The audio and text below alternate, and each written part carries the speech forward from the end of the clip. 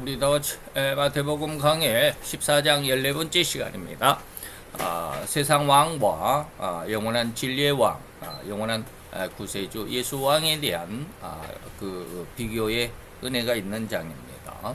그래서 오늘은 이제 마지막으로 세상 왕 헤롯, 그리고 그 옆에 왕비 헤로디아, 그리고 그 가족이었던 딸 살로메, 그리고 마지막 네 번째는 이제 그 왕 주위에 있는 고관 대작들, 고관 수하들, 뭐 이렇게 말씀을 드렸는데, 이들의 안타까운 모습들을 생각해 보면서 오늘날 우리 속에서 또한 우리의 삶 속에서 우리 주변에서 나타나는 하나님의 그 은혜가 어떻게 진행되어 가고 있는지를 들여다볼 수 있는 은혜가 있어지길 원합니다. 마태복음 14장 9절로 11절입니다. 우리 같이 봉독하겠습니다.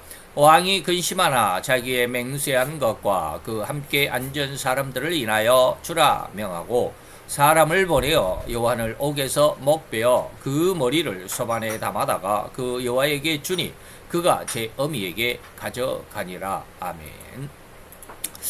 오늘 이 말씀 속에서 9절에 그 헤로드 왕이 뭐라고 그랬냐면 그 함께 앉은 사람들을 인하여 라고 있습니다. 그러니까 헤롯이 생일을 맞이했으니까 고관 대작들, 우리가 시쳇말로 하면 방귀깨나 낀다고 하는 사람들, 행색깨나 한다고 하는 사람들이 다 모였겠죠. 이러한 모습들을 자세하게 말씀드릴 수는 없지만 우리가 마태 3장에서 이미 세례 요한이 그때에 라고 말씀을 했을 때 그때 어느 때에 세례 요한이 나타날 수밖에 없었는가 라고 하는 것이죠. 세례 요한이 세상에 나타날 수밖에 없는 회개하라, 또 뱀의 또 독사의 자식들아 라고 이렇게 말하면서 내 뒤에 오시는 그리스도를 너희들이 반드시 영접해야 된다 라고 말씀하시는 그런 내용들, 바로 그런 세례 요한이 나타날 수밖에 없었던 그때 그 상황 속에서 보면 이제 그때 이제 말씀을 드렸는데, 왕의 주변에 있는 사람들이 과연 어떠한 성품을 가지고 어떠한 생태, 습성으로 살아가는가 라고 하는 그런 내용이죠.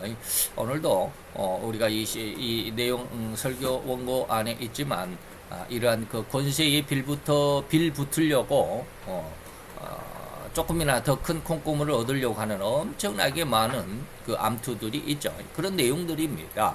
한번 들어가 보겠습니다. 자, 이는 맹목적인 군중들이다 라고 이렇게 말했습니다. 맹목적인, 그저 목적이 없어요. 삶의 어떤 주관이 없어요. 그렇다고 해서 이 사람들이 그 사람들이야 권세를 얻기 위해서 국회의원 배지 하나 달기 위해서 어떻게 그게 목적이지, 그게 왜 목적이 없냐, 맹목적이냐 라고 이렇게 말하겠지만 그게 아니라 인간의 인격적인 삶이 무엇인 줄을 모르는 사람. 제가 늘 히브리서 2장 15절을 늘 말씀하지만 죽음이 두려워가지고 일생에 매여 종노릇하는 이러한 사람들, 진정한 삶이, 진정한 인격이 무엇인 줄을 모르는 사람들, 맹목적인 군중이다. 그 안에 신하들도 있습니다. 여기에 말하는 그 헤로드 왕과 함께 자리할 수 있었던 사람들이라고 한다면 상당히 고관대작들이겠죠. 함부로 아무나 갈 수가 없잖아요. 저들 속에 나도 있었다라고 고백해야만 할 것입니다. 나도 했을 때 여기 나는 뭐예요? 지금 설교를 듣고 있는 아니면 모든 신자들까지라도 이 말이에요. 나도 그 속에, 다시 말하면 이 맹목적인 삶을 살아가고 있는 삶이다. 방금 말씀드렸던 히브리서 2장 15절에 죽음이 두려워서 일생에 매여 종노릇하는 삶을 살아가고 있는 나다라고 이렇게 인정할 수 있어야 한다라는 그런 뜻입니다. 나는 절대로 그 자리에 있지 않았어. 물론 2000년 전에 사람이죠, 헤롯이. 그러니까 내가 거기 있었을 리는 없잖아요.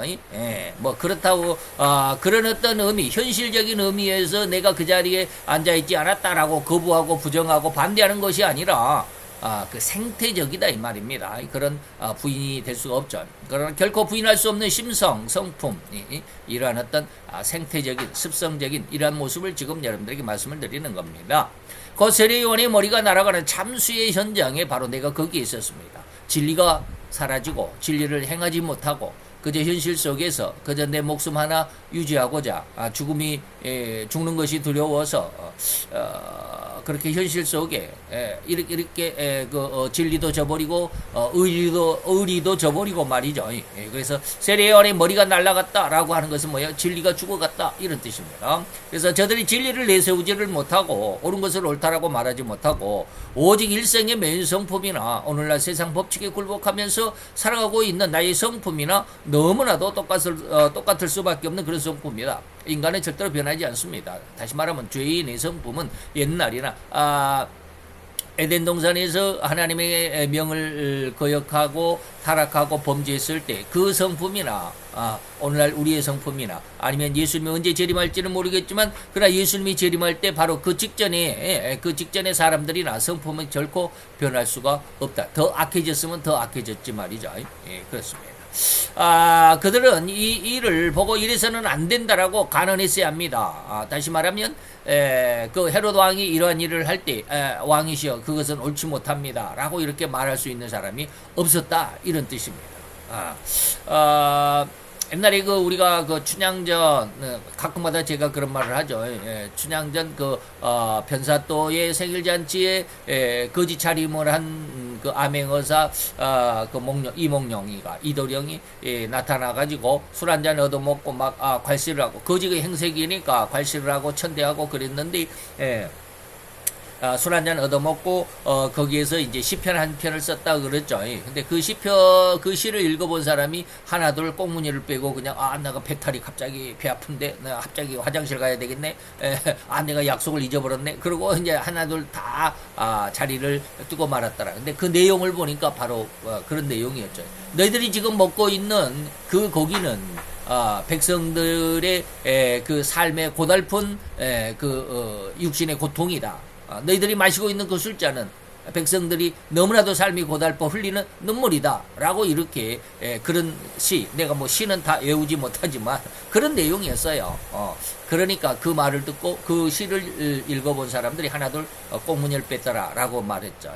바로 그런 간언 그런 직언이 있어야만 하는데 오늘 그런 직언하는 사람들이 없는 것 같아요. 전부 다 자기 뱃속 채우고 자기 어떤 이념과 자기 사상 대통령은 그렇게 하려고 하지 않는데 그 밑에 있는 사람들이 친공산당 파들이 많이 있어가지고 말이죠. 그런 사람들이 있고 아직도 친러시아 파들도 많고 말이죠. 그리고 또 더군다나 이제 아주 국회에 거의 3분의 1을 장악하고 있을 정도로 거대당인 야당은 친북 성향이 아주 강하고 말이죠. 제가 그런 말을 한 적이 있었습니다만은 이것이 거의 맞는 것 같죠.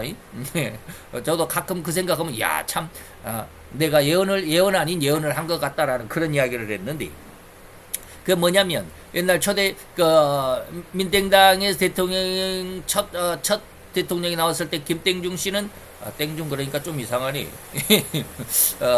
김엑스중 대통령이었을 때는 우리나라가 한 30% 정도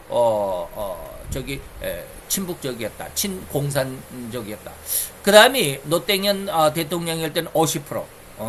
그 다음에 문땡인 대통령 시절에는 70%.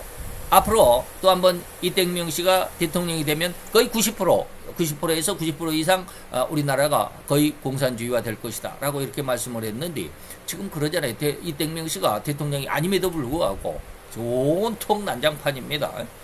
정말 곤란해요. 그래서 이거 기도를 많이 해야지. 그렇지 않으면 이 나라가 자칫해서 지금 여당 쪽도 지금 아주 개판입니다. 난리법석이에요. 그러다 보니까 하나가 되지 못하니까 108명이라고 하는 국회의원이 정말로 하나가 딱 되어가지고 108이 아니라 이게 그 안에서도 이게 몇 명이 사쿠라들이 있거든요. 사쿠라라고 해서 죄송하지만 이게 결을 같이 하지 못하는 반대파들이 있다 이런 뜻입니다. 그러기 때문에 진짜 윤석열 대통령은 정확히 저는 이제 이념을 정확히 모르니까 그 사람이 믿음이 없으니까 대통령을 그 사람이라고 해서 죄송하지만 이념적인 어떤 확고한 신앙이 없어요. 이념이 없어요. 그러다 보니까 밑에서 외무장관 같은 사람은 완전 친중파입니다. 예, 친중파. 이땡명 씨는 뭐 중국에 가서 쎄쎄 해야 된다라고 이렇게 말하는 사람이었지만 이 지금 외무장관 같은 경우는 그런 사람인지는 모르지만 그렇게 자기 입으로 고백하지는 않았지만 굉장히 친중파인 것 같아요. 중국에 가서 굉장히 아부하는 그런 사람들인 것 같은데 좌우지간 그런 사람들이 있으니까 나라가 정확한 이념의 어떤 줄기를 잡지 못하고 있습니다. 정확한 반공해야만 하는 이러한 상황 속에서 온전히 친공을 하고 있는 이러한 상황이니까 가는이 없다 이 말이에요. 충고가 없다, 충언이 없다 이런 뜻입니다. 그러나 이런 충고를 한 사람이 이런 충고를 한 사람이 하나도 없었고 국왕의 명령이면 무조건 순종한다고 하는 이런 모습이죠. 이것이 바로 이제 제가 늘 이야기했던 히브리서 2장 15절 내용입니다. 이것이 세상 정치하는 군상들입니다. 이 매우 심각한 이런 상황이죠. 다시 말하면 지금 이제 그들의 모습 안에서 제가 늘 그리고 또 가끔 이야기하지만 수박이나 개딸들의 행포죠. 요즘에는 여당에서도 이제 개딸이 아니라 먼 딸이라고 그러더라고요. 이제 그 한땡훈 대표가 당선이 됐죠. 그래서 팬덤이 무지무지 하잖아요. 지금 뭐 10만이 넘어간다고 그러는데 한땡훈 대표의 그 팬덤들은 이제 이땡명 씨는 개딸이라고 그러는데 뭐라고 그러던데. 먼 딸 그러던데 이 개딸이 아니라 이름은 이제 개딸은 이게 말이 좀 이상하죠. 나쁘게 말하면 땡 새끼들 뭐 이런 것 같아가지고 그런데 한땡훈 대표의 그 팬덤들은 뭔 딸이라고 그러던데 한번 딱 들어봤는데 기억이 안 되네요. 좌우지간 그렇습니다. 좌우지간 어쨌든지 민땡당의 이땡명의 주위에 보면 오늘날 제가 이 원고를 쓸 때가 2023년 11월 그러니까 벌써 8개월이 9개월 10개월 됐네요. 9개월 됐네요. 9개월 전에 제가 쓸 때 다시 말하면 23년 11월 달에 현재에 우리나라 자유대한민국에서 일어나면 안 될 일들이 너무나도 빈번하고 너무나도 당연하다시피 일어나고 있는 이런 현상들 이게 바로 이제 앞에서 제가 말했던 군상들 정치하는 세계 정치 군상들이라고 말합니다. 다시 말하면 맹목적인 군중들이라고 제가 말하는 그 부분입니다. 그래서 너무나도 곧 한 나라의 정치 정당에 있어서 후원하는 자들의 세력을 곧 민땡당의 개딸들 개딸이라고 그러는데 저는 개딸이 아니라 진짜 개딸 같아요. 예, 그런 도를 넘는 상황일 뿐이더란 말입니다. 절대 자기 이익에 맞지 않은 자들은 절대로 수박이다. 겉은 푸른색인데 속은 빨간. 그래서 겉과 속이 다르다는 의미가 바로 수박의 의미입니다. 이것으로 수박이라고 규정하면서 폭언과 폭력까지 불사하는 행태들을 보이고 있기 때문에 그래서 자기들의 뜻에 맞지 않고 이땡명에 반대하는 그러한 발언을 한 사람들은 같은 민땡당이라 할지라도 그 국회의원 사무실에 쫓아가가지고 그냥 뭐 국회의원 사무실 앞에서 그냥 막 욕을 하고 피켓 시위를 하고 나가라고 그러고 네가 누구 때문에 국회의원이 됐는데라고 하면서 난리법석이에요. 저의 행태에 당 소속 국회의원들까지라도 찍소리도 못하는 이런 상황이 되어버리고 저들의 눈치만 보는 그래서 절대로 자기 올바른 주장을 내지 못하는 이런 상황이 되어버렸다. 바로 이러한 정치적인 부패가 헤로드 왕의 주변에만 있을 뿐이겠느냐 이런 뜻입니다. 그래서 옛날에 이게 언제가 3월 3일 그러니까 23년이겠죠. 몇 년도인지는 이게 나와 있지 않네. 그래서 수박 깨기 대회도 있었습니다. 이런 거. 그래서 뭐 수박 깨기 유리에는 뭐고 깨기는 뭐고 격파 시민 발언 수박 씨발라 먹기 뭐 이런 거 난립니다. 그래서 이 사람이 아주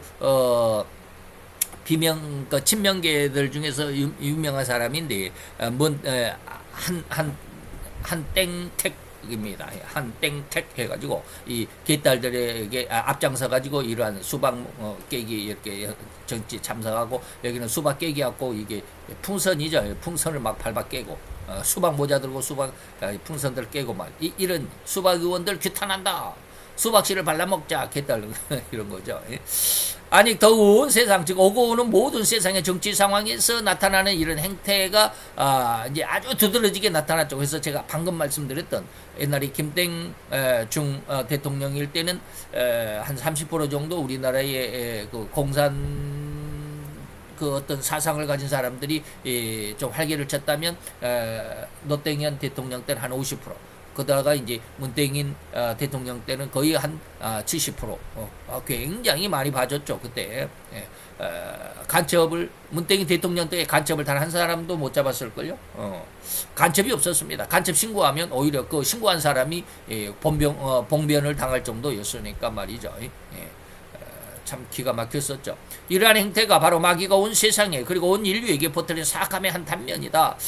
이런 것이 우리나라에만 있는 것이 아니고 지금 전쟁을 벌이고 있는 이스라엘과 하마스, 이제 하마스 전쟁이 이제 점점 이제 그 꼬리를 감추어 가고 있는데 아직도 뭐 완전히 꼬리를 감춘 것은 아니고요 말이죠. 아직 끝난 건 아니다 이 말입니다. 그리고 이제 오히려 하마스보다도 더 강력한 반군 세력들인 뭐 탈레반이 아니라 헤즈볼라라고 하는 그 단체들하고 좀 전쟁하는데, 헤즈볼라가 레바논에 많이 있죠. 그래서 레바논과 전쟁이 지금 초읽기에 들어가 있습니다.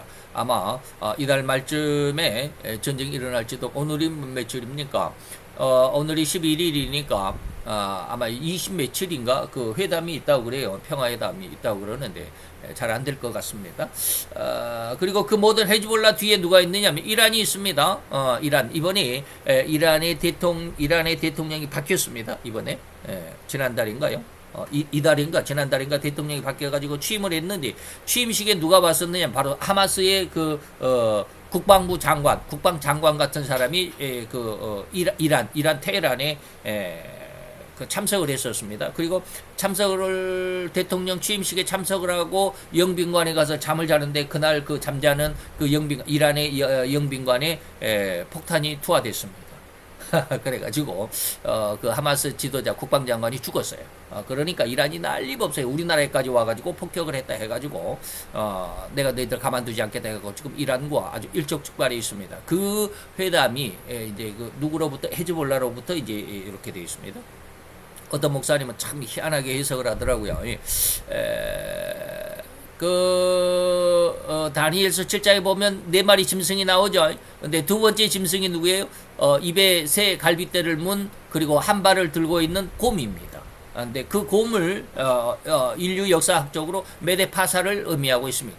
메데파사, 그래 다리오 왕 때죠. 그리고 고레스, 파사 왕, 고레스, 다리오 왕, 아니죠, 다리오 왕이 아니라 메데 왕 다리오, 그렇습니다. 파사 왕, 고레스, 다리오 왕, 아니 메데 왕, 다리오 왕 그렇습니다. 그래서 메데파사 그러는데, 그 파사가 어디냐면 페르시아입니다. 페르시아. 그래서 세계사에서 페르시아가 어디냐면 오늘날 이란입니다. 이란을 옛날에는 페르시아라고 그랬어요. 그래서 페르시아 군대가 굉장히 강력한 군대들이다라고 이렇게 말할 정도로 그랬는데, 그게 바로 이란이고요. 그랬는데 어떤 목사님이 참 희한하게 해석을 하더라고요. 이게 저기가 그랬네요. 인도 스바라지 목사님이 이번에 예언 설교를 한번 했는데, 거기에서 그러더라고요. 그 갈비를 문 새 갈빗대를 문 곰이 페르시아, 곧 오늘날 이란인데, 이란이 새 갈빗대를 물었다라고 그러는데, 그 갈빗대가 누구냐? 하나는 그 헤즈볼라, 그리고 또 하나는 하마스, 그리고 하나는 지금 그 호르무즈 해협이라고 하는 사우디아라비아 맨 끝머리에 그 예멘의 반단체가, 정부군이 아니라 반정부군들, 그러니까는 그 폭력 단체들인데, 그 단체 이름을 제가 지금 생각이 얼른 안 나네. 후티 반군이라고 하는데 후티군이에요. 그래서 이란이 지금 그 새 반군들을 지원하고 있다. 그게 새 갈빗대다라고 예언 속에서 다니엘이 나타나서 그런 이야기를 해줬다고 그런 그 설교를 하시더라고요. 그래서 이란이 새 갈빗대를 물었는데, 하나는 후티, 하나는 이스라엘 바로 밑에 있는 가자 지구에 있는 하마스, 그리고 이스라엘 저 위쪽에 레바논에 있는데, 레바논 정부군이 아니라 헤즈볼라라고 하는 이 반군 단체들, 이 세 단체들을 이란이 굉장하게 적극적으로 돕고 있습니다. 그래서 그 단체들을 이야기하는데, 제가 정확히 이해는 못했어요. 뭘 이해를 못했느냐면, 그것은 3차 전쟁은 아직은 아닙니다. 저들이 이란이 그렇게 곰과 같은 어떤 모습으로, 곰의 모습으로 하나님께서 예언을 다니엘에게 주시기는 했지만, 지금 곰의 시대가 아니잖아요. 고메 시대가 넘어왔고 그 다음에 표범의 시대, 다시 말하면 헬라죠. 알렉산더 대왕의 헬라 시대가 끝났고 그 다음에 이제 천리짐승, 로마의 천리짐승이 끝났고 지금 열발가락의 시대인데 이 고매의 모습으로 이란이 나타날지라도 세계 3차 대전은 이란이 주체가 아닙니다. 이스라엘을 괴롭히는 가시일 수는 있어요. 가시일 수는 있지만 주 세력은 아닙니다. 주 세력은 어디라고요? 러시아입니다. 지금 러시아가 세력을 지금 거의 잃어가고 있죠. 그래서 야 이거 자우장 그런 건 나중에 이야기합시다. 그래서 어쨌든지 들어갑니다. 그리고 온 인류에게 퍼뜨린 다시 말하면 처음부터 다시 합시다. 이러한 형태가 곧 마귀가 다시 말하면 온 세상에 오고 오는 모든 세상의 정치 상황이 다시 말하면 수박깨기 같이 아니면 헤로드 왕의 지금 주변에 있는 고관 대작들 같이 그저 자기 어떤 이권만 차리고 왕에게 무슨 떨어지는 콩고물이나 얻어먹으려고 하고 그래서 정의를 정의로 그리고 옳은 것을 옳다라고 말하지 못 그런 정치 상황 이 말이죠. 이런 행태가 곧 마귀가 온 세상을 장악하고 있고 온 인류에게 퍼뜨린 사악함의 한 단면일 뿐이다 라고 하는 것입니다. 이것이 바로 예수님을 유혹하고자 했던 마귀의 세 번째 유혹이었습니다. 그래서 순식간에 한순간에 천하만국을 보여서 그 모든 권세와 영광을 내가 너에게 줄 테니까 내 밑에 두라라 이 말입니다. 내게 절하라 라고 하는 것입니다. 물론 이 세 번째 유혹만이 아니라 나머지 두 가지도 역시 마찬가지이지만 돌로 떡이 되게 해라 라는 것과 높은 성전 꼭대기에서 뛰어내리라는 유혹도 함께 온 인류에게 절대로 포기할 수 없는 완전하고도 완벽한 유혹으로 덧씌워져 버려 있는 것이다. 이걸 잘 이해할 수 있어야 됩니다. 근데 이런 것들을 그냥 성경에서 배우는 것, 그 문자 자체로 배우는 것만으로 끝나버리고 우리 현실 속에서 적용하지 못하는 것 같아요. 거의 적용을 못하는 것 같아요. 저도 지금까지 신앙생활 해오면서 청년 시절에 신학을 하기 전까지도 이런 설교를 물론 내가 뭐 신앙의 경력이 짧으니까 그렇지만 단 한 번도 이런 설교를 들어본 적이 없어요. 다시 말하면 마귀의 세 가지의 유혹은 우리 현실 속에 적용하는 그런 설교를 들어본 적이 없다 이런 뜻입니다. 그게 잘 몰라요. 그저 성경 속에 있는 글자 문자 속에 있는 책 속에 있는 그런 어떤 예수님의 기적으로만 이 우화나 옛날 이야기처럼만 이야기를 하지 현실 속에 적용을 거의 다 못하더라고요. 자, 이런 헤롯의 곁에서 일어났던 상황들은 절대로 그 시대 그때만 일어나는 것이 아니더라라고 하는 것입니다. 겉으로 드러나는 어느 것이든지 다 똑같은 외형의 모양이 있습니다.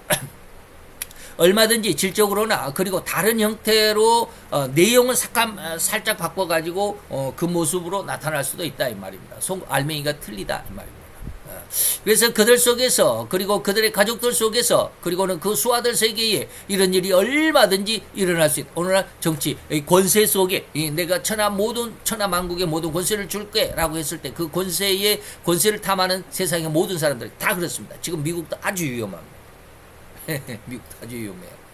민주당의 지금 바이든 대통령이 지난번에 그 대통령 후보로 민주당 후보로 있었는데 공화당 후보 트럼프와의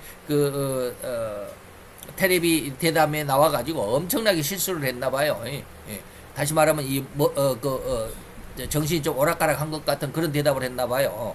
내가 그때 그것을 잘 뉴스를 보지는 않았지만 그랬나봐. 그래가지고 민주당에서 대표 사표해라, 대통령 후보 사표해라 라고 해가지고 부통령인 여자가 지금 대통령 후보로 민주당 후보로 지금 나섰습니다. 여자가 나섰는데 그 여자가 대통령이 되면 부통령이 있어야 되죠. 꼭 이렇게 런닝메이트로 같이 이제 짝꿍으로 이렇게 나오는데 짝꿍인 부통령이 정치적인 기반이 거의 없습니다. 정치적인 기반이 없는 쉽게 말하면 왕따 신세 정치에서는 아직은 신입인데 그 사람을 부통령을 지명을 했어요. 그 사람과 두 사람이 있었는데 한 사람은 아주 정치적인 입지가 굉장히 굵은 사람입니다. 오바마 클린턴 이런 사람들이 뒤에서 밀어주는 이런 후원을 받는 이런 사람인데 그 사람이 그래서 능력이 있으면 그 사람이 부통령의 자격이 더 있을 것 같은데 그 사람을 떨어뜨리고 전혀 정치 신입인 이런 사람을 부통령을 세웠습니다. 근데 이 부통령 후보가 굉장한 친중파입니다. 어마어마한 친중파입니다. 그래서 좀 곤란하다라고 이렇게 하는데 정말로 여기서 지금 그런 이야기하면 너무 하는데 미국이 앞으로 세계 3차 전쟁에서 질 수밖에 없는 이유는 질 수밖에 없는 이유는 미국의 그런 내적인 상황의 분열이 저는 한 몫을 할 것이다 라고 그렇게 보고 있습니다. 지금 세계에서 1위거든요. 세계 최강대국으로서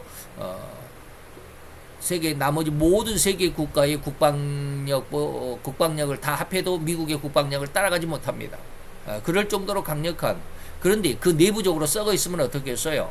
앞으로 러시아가 다시 부흥을 했을 때 그들과 견줄 수가 없습니다. 싸울 수가 없습니다.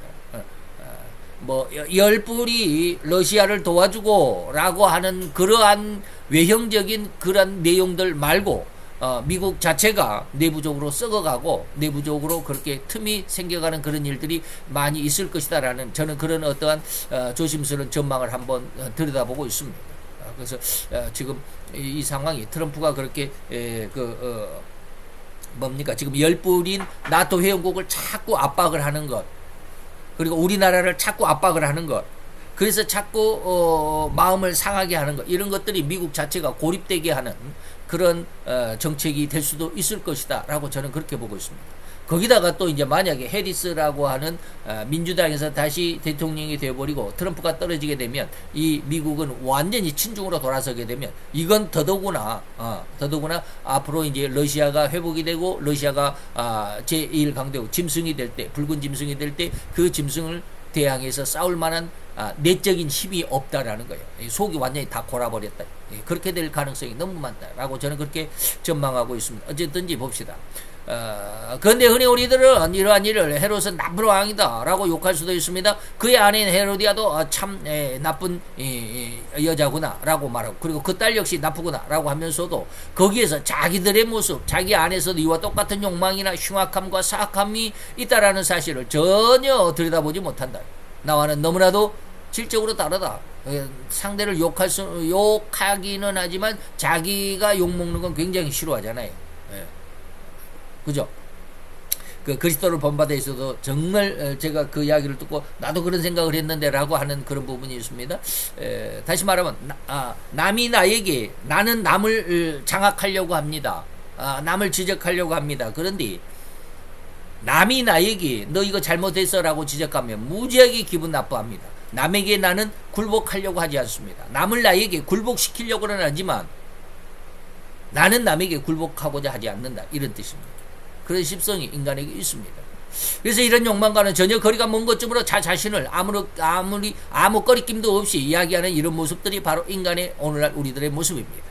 그래서 예수님이 이러한 자들, 이러한 심성들을 예수님이 전혀 모르겠습니까? 아닙니다. 너무나도 정확하고 너무나도 자세하고 너무나도 확실하게 알고 계셨습니다. 그래서 이러한 습성에 경각심을 주고자 합니다. 그래서 너희들은 뭐 하루살이는 걸러내고, 다시 말하면 아주 작은 것은 죄라고 이렇게 다 걸러내면서 남들은 잘못했다라고 너는 이렇게 못했다라고 하면서 자기의 약대같이 낙타같이 큰 죄는 꿀꺽 감추고 삼켜버린다, 이런 뜻입니다. 지금 민땡땡 하는 이들이 전부 다 이겁니다. 하루살이와 약대는 크기가 비교가 되십니까? 다 아시겠죠? 그 크기가 상상되지 않는 분은 없으리라고 믿습니다. 걸러낸다라는 의미는 모든 밝은 세상의 혼이 모습을 드러내게 한다라는 그런 뜻입니다. 삼킨다라는 의미는 꿀꺽 입속에 삼켜서 없는 듯이 감춰버린다라는 뜻입니다. 다시 말하면 아주 작은 하루살이, 다시 말해 눈여겨보지 않으면 잘 보이지도 않을 만큼 너무나도 작은 죄악은 절대로 모르는 사람이 없을 정도로 다시 말하면 대낮처럼 환하게 드러내고자 합니다. 아주 작은 것을 상대방의 아주 작은 것이라도 들춰낸다, 이 말입니다. 그렇게 해가지고 사회적으로 인간적으로 아주 생매장을 시켜가지고 없애버리고자 갖은 흉계와 없는 말까지라도 만들어내서 상대를 공격하더라는 이런 말입니다. 여기에 예전에 그 김땡겸이라고 하는 국회의원이 있었습니다. 이 사람이 당시에 이 한땡훈 법무장관이었을 당시에 한 가지 의혹을 들춰냈습니다. 당신 청담동에 그 술집 바에 가가지고 술 먹고 윤땡열 대통령과 함께, 그리고 뭐 로펌 그때 뭐 김현장인가 뭐 로펌 변호사들 30명과 함께 술 파티를 했다며 이것을 공개를 해가지고 아주 개박살 났죠. 그 거짓말이라고 했는데 지금도 그 거짓말을 지금도 그것이 진짜다 아니 사실을 밝혀야 된다. 아니 그 말을 꺼냈던 그 첼로 연주자 여자 첼로 연주자가 내가 그것은 내 남자친구에게 내가 변명하느라고 그 거짓말을 지어냈어요라고 이미 그렇게 이야기했는데도 그 말이 진짜일 것이다라고 지금도 그 사실을 규명해야 된다라고 난리법석을 부리는 그 일부 사람들이 있습니다. 지금도 있습니다. 거기에다가 저희 친구 목사님이 거기다가 댓글을 하나 달았대요.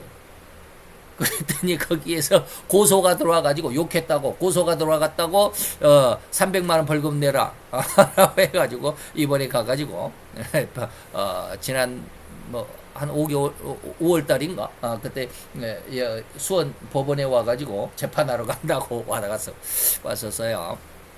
자우장 그런 일이 있습니다. 아직도 이런 사람들이 많아요. 여기서 제시한 사진은 제가 지금 여기서 말하는 2022년 벌써 2년 전이죠. 10월 달이니까 거의 1년 10개월 전이네요. 법무부 국감장에서 민땡당의 김땡겸이라는 의원이 현직 법무부 장관인 한동훈 그리고 윤석열 대통령이 참석한 첨당동의 고급바에서 술을 마셨다라는 제보를 공개한 이런 사건이 바로 이때 이 국감장에서 국정감사장에 있었습니다. 이는 이후 거짓 보도였음을 밝혀졌습니다. 그래서 그 소문에 이 제보의 당사자인 여자 첼리스트가 내가 내 남자친구가 저녁에 늦게 안 들어와서 뭐라고 그래서 내가 이렇게 그 변명을 하느라고 그런 말을 내가 지어냈다라고 분명히 밝혔어요. 그래서 죄송하다라고 그랬는데도 지금도 난리예요. 그런데 김땡겸 의원은 사과하지 않았습니다. 시쳇말로 아니면 말고식으로 망신주기식 들춰내는 그런 상황이죠. 그래서 지금 이번에 22대 국회의원 때는 공천도 못 받아고 지금 떨어졌습니다.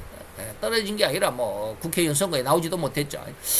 바로 이러한 상황이 인간 성품의 죄로 변질되어 있습니다. 그래서 김땡겸 씨가 뭐라고 그랬어요? 아니 내가 그렇게 이땡명 씨를 위해서 그렇게 헌신하고 그렇게 충성을 다했는데 나를 헌신장 버리듯이 그렇게 나에게 공천도 안 주냐고 난리법석이었습니다. 아마 그 자리에 지금 이땡윤 그 서울 고검장인가요? 그 사람이 들어가 있는지 모르겠는데. 그 타락한 심성, 죄성의 최악으로 흉악한 자들의 성품에서 오늘날 우리 현실과 주변에서 너무나도 흔히 너무나도 빈번하게 일어나고 있는데도 이러한 상황과 상태가 성경의 예언이라는 사실을 전혀 눈치채지 못하는 우리의 현실이 아니던가 라고 하는 이런 진단을 제가 해보는 것입니다. 그 상대의 하루살이같이 너무나도 작은 흠집을 들춰내고 아주 매장시켜버리고자 하는 악심의 발로가 바로 오늘날 민땡당이죠. 자기의 약대같이 엄청난 실수나 잘못에는 전혀 세상에 드러나는 것을 두려워해가지고 숨기고 감추고 덮어버리려고 하는 흉악한 심성들이 활보하는 이런 시대가 바로 오늘날 우리 시대입니다.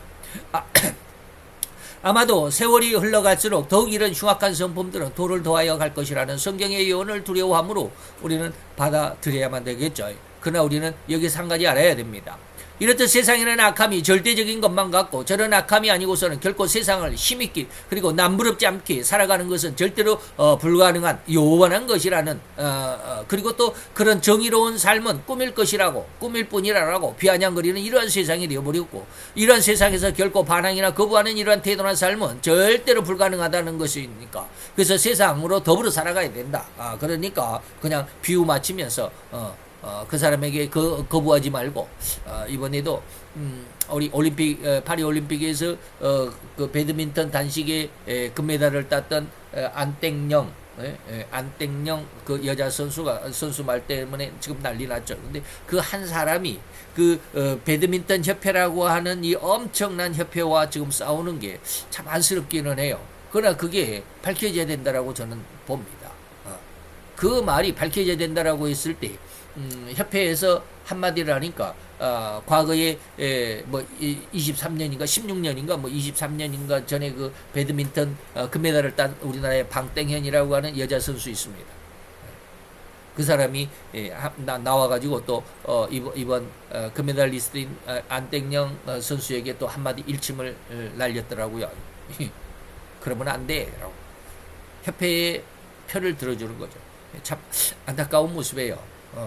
그 안에서 선수로서 같은 삶을 살았고 그러면 어떤 그 안에 그 내막을 좀 알 텐데 피부로 느꼈을 텐데 자기도 금메달을 따기까지 얼마나 그랬을까요? 그리고 전땡대라고 하는 남자 선수 있잖아요. 아주 그때 유명했었던. 근데 협회가 무엇인가 사무 처리를 잘못해가지고 선수 자격을 박탈당하고 그리고 나서 이제 은퇴를 했는지 안 나오잖아요.